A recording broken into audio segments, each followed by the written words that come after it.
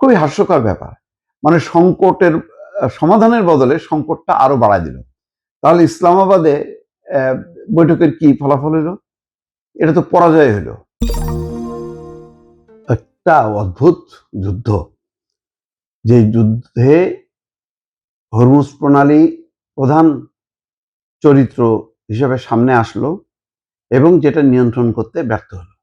ব্যর্থ হবার পর উল্টা আমেরিকা এটাকে অবরোধ করলো। ইরানি বন্দর, ইরান উপকূলে নৌ অবরোধের বিস্তারিত জানালো মার্কিন বাহিনী। কি?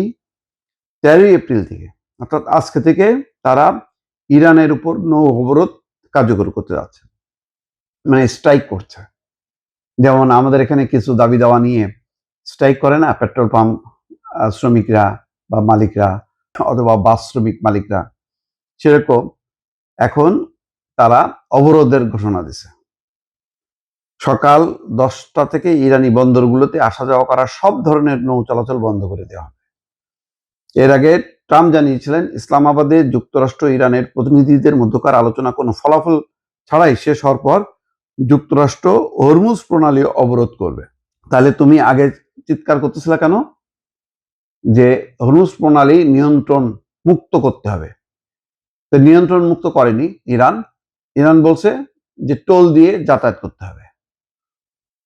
তো সেই টোলের বিরুদ্ধে এখন আমেরিকা হরমুজ প্রণালী অবরোধ করলো। তাহলে তো সেই একই ব্যাপার, জাহাজ চলাচল তো তাহলে তো বন্ধ হয়ে গেল। সেনকমের বিবৃতিতে বলা হয়, পারস্য উপসাগর এবং ওমান উপসাগরের ইরানি বন্দর সহ দেশটির সব উপকূলীয় এলাকায় যাতায়াতকারী সব দেশের জাহাজের উপরই এই অবরোধ সমানভাবে কার্যকর হবে। তার মানে সংকটটা কিন্তু আরো বাড়ায় দিল। এখন ইরান টোল আদায় করে যাতায়াত করার অনুমতি দিবে, এইটা একটা বিষয়। তারপরেও একটা যাতায়াতের একটা সুযোগ থাকে। এখন আমেরিকা যে অবরোধ করলো, এই অবরোধে ক্ষতিগ্রস্ত হবে কারা? শুধু কি ইরান? অন্যান্য যেই হরমুজ প্রণালী দিয়ে যেসব দেশ তাদের জ্বালানি নিজের দেশে নিয়ে যেত, তাতে তারা ক্ষতিগ্রস্ত হবে না? তারাও তো ক্ষতিগ্রস্ত হবে। তাহলে ইরান আগে হরমুজ প্রণালী নিয়ন্ত্রণ করে ক্ষতিগ্রস্ত করছে, এখন আমেরিকা উল্টা অবরোধ করে ক্ষতিগ্রস্ত করতেছে। খুবই হাস্যকর ব্যাপার। মানে সংকটের সমাধানের বদলে সংকটটা আরো বাড়ায় দিল। তাহলে ইসলামাবাদে বৈঠকের কি ফলাফল হলো? এটা তো পরাজয় হলো। কারণ কিছু করতে না পারে সে উল্টা স্ট্রাইক করে বসে থাকলো। মানে ভাবখানে এই যে ইসলামাবাদের বৈঠকে আমেরিকা গেছিল হচ্ছে দাবি আদায় করতে। দাবি আদায় করতে না পারে সে এখন চূড়ান্ত কর্মসূচি হিসাবে অবরোধ করে বসে থাকলো। এখন এই অবরোধের ফলে কি হলো? বিশ্ববাজারে তেলের দাম বেড়েছে। খবর হচ্ছে এই যে সোমবার থেকে ইরানের বন্দরগুলো অবরোধের মার্কিন ঘোষণার পর বিশ্ববাজারে জ্বালানি তেলের দাম বেড়েছে। আজ লেনদেনের শুরুতেই এই ঊর্ধ্বমুখী প্রবণতা দেখা যায়। যুক্তরাষ্ট্রের বাজারে অপরিশোধিত তেলের দাম 8% বেড়ে ব্যারেল প্রতি $104.24 পৌঁছেছে।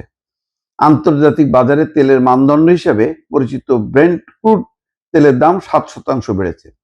তাহলে তো আগে হলো কম ছিল, $95.20 নামছে, সেটা বেড়ে এখন $102 চলে গেল, প্রায় $6 বেড়ে গেল, $6-7 বেড়ে গেল।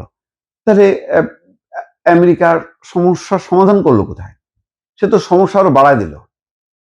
বরং এই আলোচনা যদি তারা বলতো যে আলোচনা আমাদের অব্যাহত আছে, আলোচনা আরো চলবে, সমস্যা যেটা ইরান কিন্তু বলেননি, ব্যর্থ হয়েছে, ভেস্তে গেছে বলেনি, বলছে যে ইরানের প্রতিনিধি দলের আস্থা অর্জনে আমেরিকা ব্যর্থ হয়েছে এবং আলোচনা ভবিষ্যতে আরো চলবে, সেই ইঙ্গিত তারা দিয়ে রাখছে।